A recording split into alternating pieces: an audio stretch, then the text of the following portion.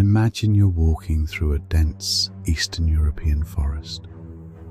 Pine trees so tall they block out the sun. The path behind you has somehow shifted. You're certain you are heading north, but now the moss is on the wrong side of the trees. You stop, listen, and then you hear it. Your mother's voice, calling your name from deep in the woods.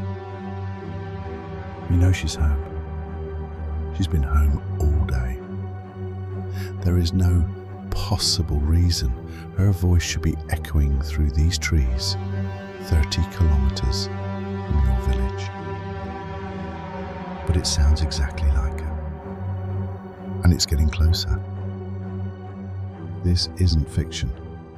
For hundreds of years, people across Russia, Poland, Ukraine and Belarus have reported exactly this. A voice they recognize, calling them deeper into the trees. And the ones who followed, they were never seen again. Today we're talking about the legend of the Leshy, the Slavic forest spirit who doesn't just haunt the woods, he becomes them.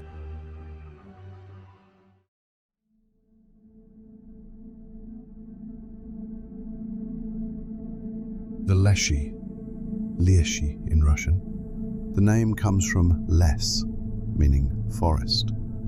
He is, quite literally, he of the forest.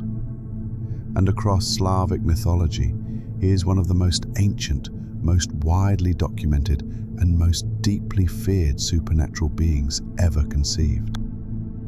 He is not a demon, not a god, not a ghost. He occupies his own category. A nature spirit, the sovereign ruler of the wilderness, the master of every living thing between the tree line and the darkness at its heart. And here's what makes the Leshy uniquely unsettling. He doesn't want to destroy you, at least, not always. He just doesn't particularly care whether you survive. He doesn't have one fixed form. He shifts constantly. In his most commonly described humanoid appearance, he looks like a tall old man, bearded, pale, dressed in grey robes. But the details are wrong in ways your eye catches a half second too late. His eyebrows are missing, his eyelashes are gone, his right ear absent, his shadow falls in the wrong direction. His eyes glow, cold green or pale white, catching the light like an animal's in the dark. He can stretch himself 60, 80, 100 feet tall, towering like a living pine among the trees, then shrink in a blink to the height of a blade of grass, to hide beneath a fern. He can become a whirlwind. He can take the form of a known person, your neighbor, your shepherd, your wife, and walk beside you for miles, leading you somewhere you absolutely do not want to go. His beard is braided from grass and vines. His blood runs blue, which gives his cheeks a strange, cold flush. When he disguises himself as a human, he puts his shoes on backwards. That's the only thing that might betray him, if you happen to glance at his feet. He rules the wolves. He travels with bears. Every animal in the forest answers to him. But when he's truly angry, the whole forest reacts. Trees shudder, wind comes from nowhere, animals scatter in all directions. Every forest has its own Leshy, its own territorial sovereign, and he governs it absolutely. The deer, the wolves, the owls, the unseen sprites under mushrooms, all of it belongs to him. When two Leshy inhabit bordering territories, they fight. Not metaphorically. They knock down trees, scatter herds, tear up the landscape in violent disputes that peasants attributed to sudden, unexplained storms deep in the woods. He lives inside old hollow trees, in stumps, in upturned roots, underground. He surfaces at clearing edges in the deep night, and he watches. He is always watching.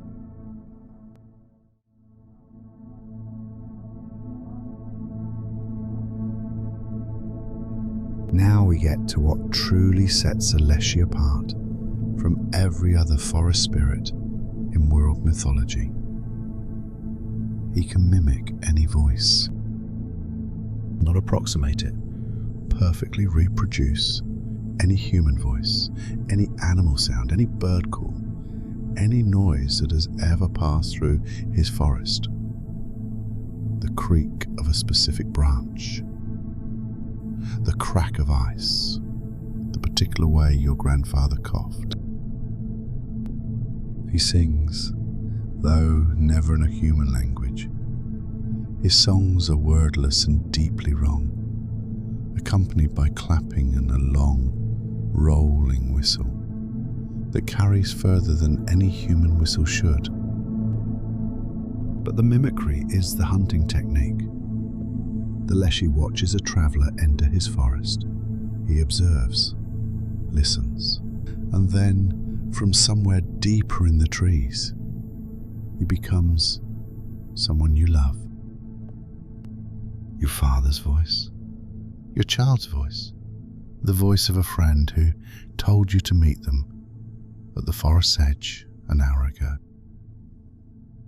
And because a voice is perfect, genuinely indistinguishable, your rational mind starts making excuses.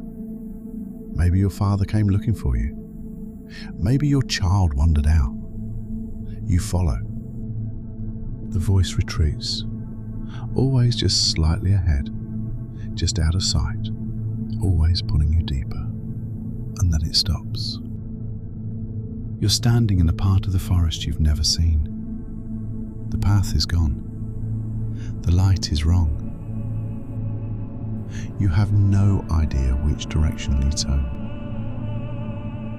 Folklore documents this pattern with striking consistency across independent regional traditions: Polish, Russian, Ukrainian, Belarusian.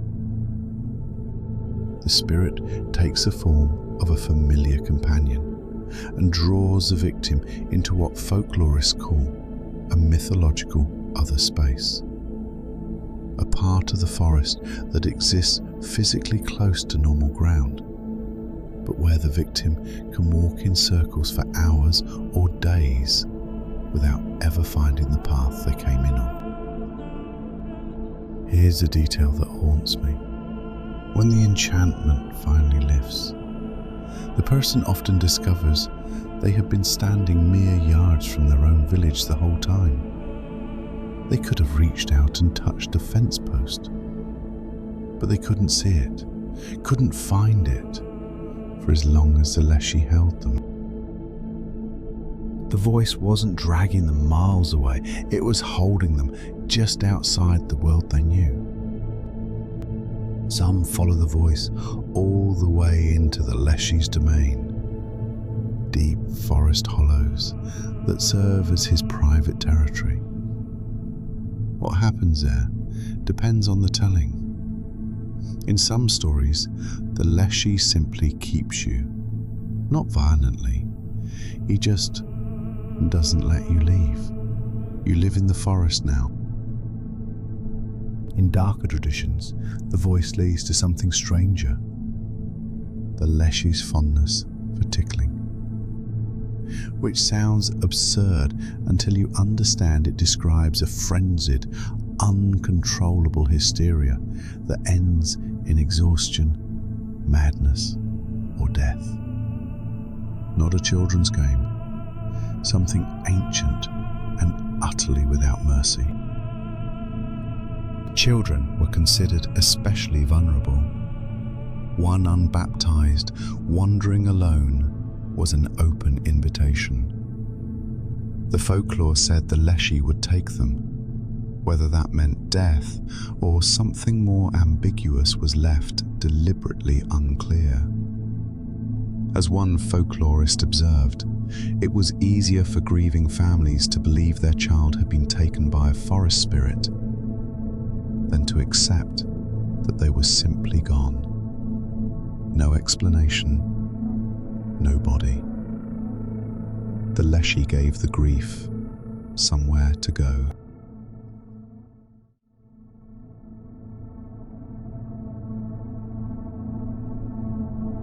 Here's what I find most revealing about the Leshy legends. There are rules. Specific, consistent, practical rules for avoiding him, escaping him, and making him an ally. You don't make rules for engaging with pure evil. You flee it. You make rules for engaging with something powerful, unpredictable, and potentially useful. Something that requires navigation, not just avoidance. Rule 1. Acknowledge the forest before entering. Across every regional tradition, pausing at the tree line was basic courtesy, a slight bow, a quiet greeting.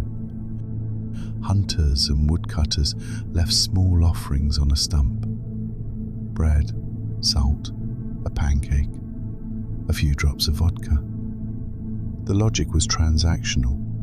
You were entering his house, and you acknowledged the landlord. Those who entered carelessly, without acknowledgement, were considered to have disrespected the Leshy, and he noticed. Rule 2. Never call someone's name in the forest. A cold, direct logic here. If you call a name in the forest, you are providing the Leshy a voice sample, teaching him exactly how a person sounds when they're calling out to someone who loves them. And the next time that name is called from the trees, you won't know whether it's a person or something that learned. Rule 3. If you're lost, turn your clothes inside out. This is the single most widely attested defense against the Leshy across all Slavic regions, recorded consistently in Russian, Polish, Ukrainian, and Lithuanian traditions. If you realize you are truly lost, lost in the way that feels wrong, not just inconvenient, you stop. Remove your coat, your shirt, your shoes. Put everything back on, inside out or backwards. Shoes go on the wrong feet. The theory. The Leshy operates by creating confusion between worlds, inverting your sense of direction and perception of space. The counter-ritual of inversion mirrors his magic back at him, breaking the enchantment. It sounds absurd. It probably looked absurd. But for centuries, people in genuine terror, in genuine forests, did exactly this. And many claimed it worked. There's something beautifully human about it. Faced with a supernatural force that bends reality, the response is to out-weird it. Rule 4.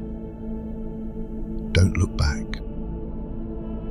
When leaving the forest, especially if you sensed something following, you did not look back. Turning around acknowledged that you suspected a presence, and acknowledgement was an invitation. Walk, don't stop, don't look back. Rule 5. You can make a pact. This is where the Leshy becomes most fascinating. He wasn't just to be avoided, he could be contracted with. Shepherds who spent their lives at the forest's edge maintained secret arrangements with the local Leshy. The exchange was consistent. The shepherd offered tribute, a portion of the flock, sometimes something far stranger. And in return, the Leshy guaranteed no sheep would wander past the tree line.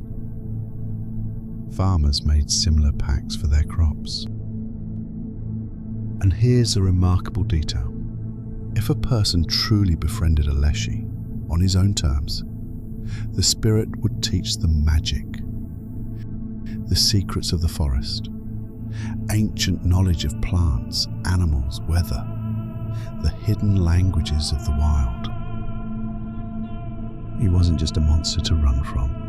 He was a gatekeeper to something real and powerful. The danger and the knowledge lived in exactly the same being.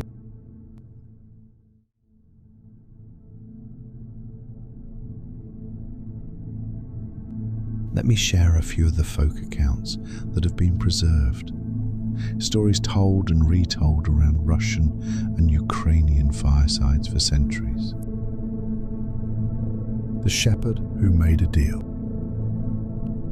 A shepherd outside Novgorod spent 3 seasons losing sheep to the forest. Every morning, 1 or 2 missing. No tracks, no blood. His grandmother told him what to do. At dusk on the 1st of May, he went to the largest oak at the forest's edge.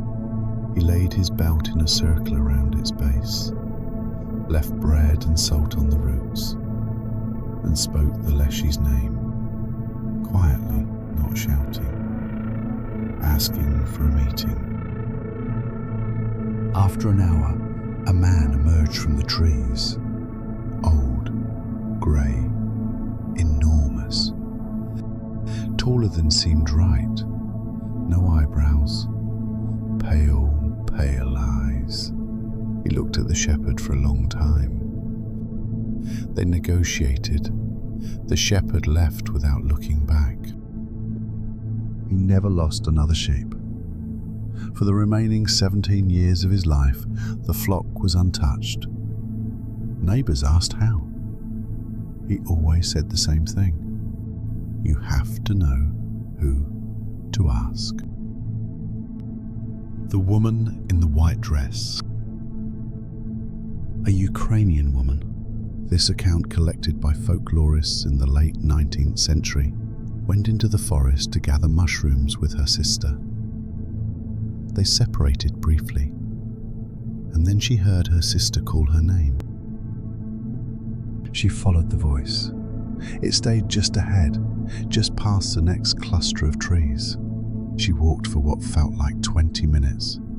When she emerged into a clearing, the forest was utterly unfamiliar.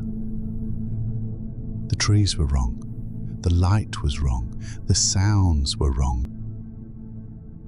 She had been walking for 6 hours. Her sister had returned to the village after an hour, raising the alarm. She had never called out. The woman sat down, took off her shoes, put them on the opposite feet. She untied her apron and retied it inside out. She stood up. The path home was 30 meters away. The child found in the oak. A boy of 8 went to fetch water from the stream at the forest's edge. A path he'd walked 100 times. When he didn't return after an hour, his mother went looking. He was found 2 days later, high in the branches of an oak tree. The lowest branch was 15 feet off the ground. He was unharmed, completely silent. He didn't speak for 3 days. When he finally did, he said he'd heard his mother call him back from the stream. He turned, walked toward her voice, and then he was in the tree. He had no memory of the 2 days. He never went near that forest again for the rest of his life.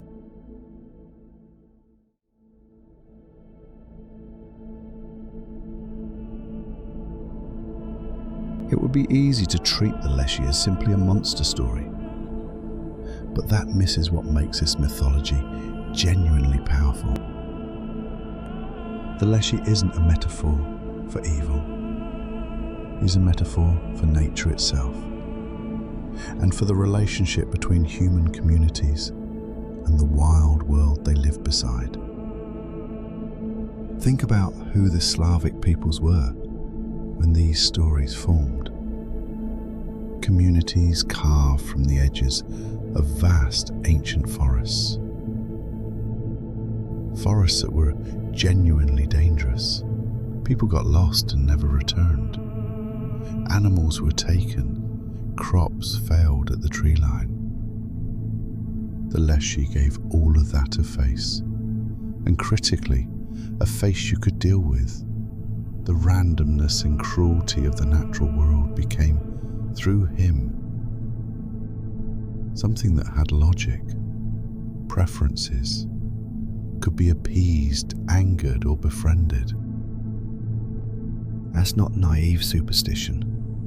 That's sophisticated cultural technology, a way of encoding genuine ecological wisdom into stories people would actually remember. Don't take more than you need. Acknowledge what you're taking.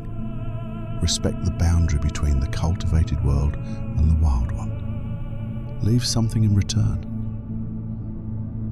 These are sustainable living principles dressed in the clothes of a terrifying old man with no eyebrows and glowing green eyes. The Leshy never fully went away.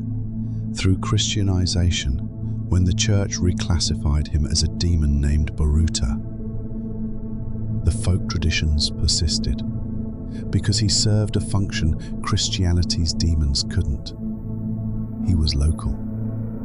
The spirit of this forest, the one you could see from your window. You can't make a pact with Beelzebub to protect your sheep. You can make a pact with the Leshy of the northern wood.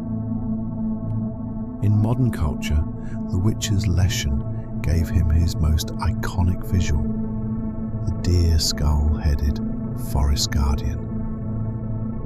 But Polish folklorists have pushed back. The real Leshy is far stranger than any monster design, because he isn't a creature to be slain. He's a force to be negotiated with, a presence that exists entirely outside the reach of any sword. The real Leshy doesn't need teeth and claws. He has your mother's voice, and he's very, very patient. If you want to go deeper into Slavic mythology, hit subscribe, and I'll see you in the next one. And hey, leave an offering before you go. Bread and salt. You never know who's watching.